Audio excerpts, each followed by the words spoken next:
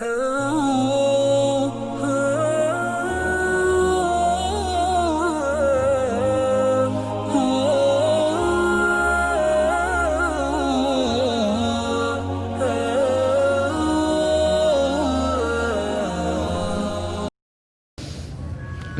sampai masanya, kata Nabi Sallallahu Alaihi Wasallam, sampai-sampai batu pun akan berkata, ya Abdallah, wahai hamba Allah, hadzal Yahudi, ini di belakangku khalfi ada seorang Yahudi, uqtulhu, bunuhlah dia. Satu saja yang tidak mau menunjukkan tempat Yahudi, yaitu syajaratul gharqad, pohon gharqad, bentuknya seperti pohon pinus. Alhamdulillah, ketika saya sampai di kota Rafah, ini Mesir, ini Palestina, lalu ada satu kota bernama Rafah dibagi dua, perjanjian damai antara Mesir dengan Israel, maka mereka ambil setengah dan diambil oleh Mesir setengah.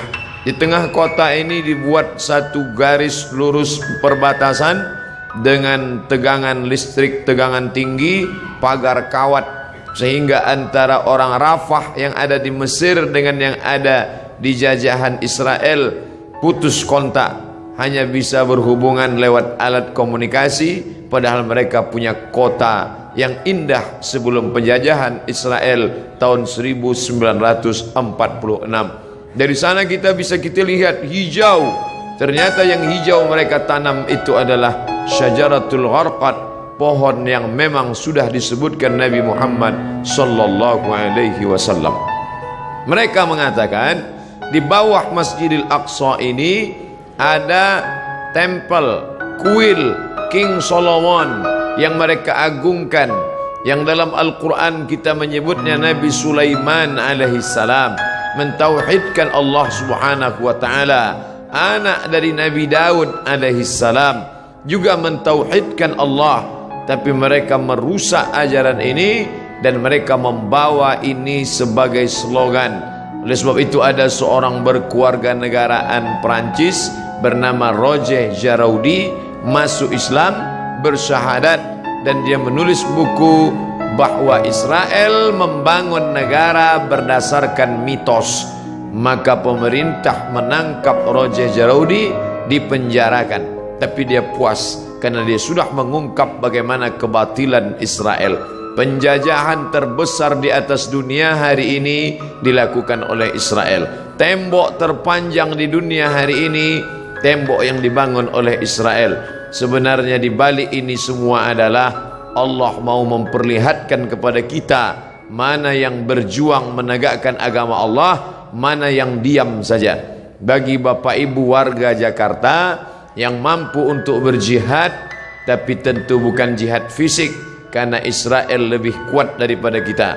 Saya tidak ingin selesai saya tausiah khutbah tadi oleh kiai kita berapi-api, ditambah lagi ceramah Ustaz Somad, lalu selesai ini bapak-bapak mohon izin ke keluarga semuanya pergi ke Israel.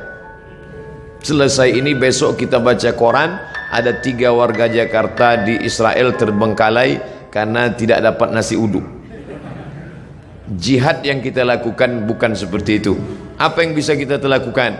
Man jahaza ghazian faqad ghaza. Siapa yang sanggup mempersiapkan hartanya, ada namanya Syam Organizer, ada namanya Sahabat Al-Aqsa, cari nomor rekeningnya, kirimkan. Orang-orang yang sekuler, liberal, iseng-iseng mulai mengetes Ustadz.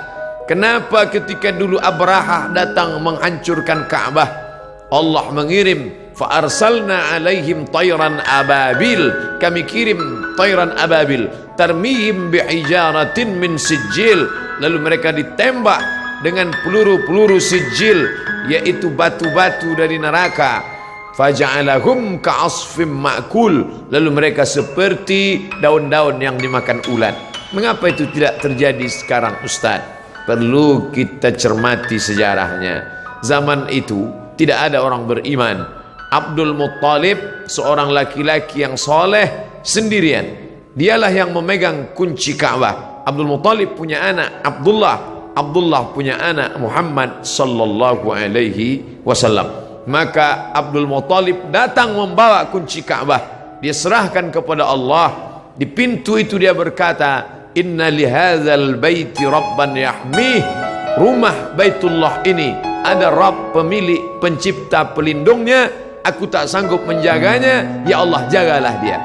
Zaman itu tidak ada orang beriman, tapi hari ini 2 miliar orang beriman. Asia Tenggara saja lebih dari 1,5 miliar.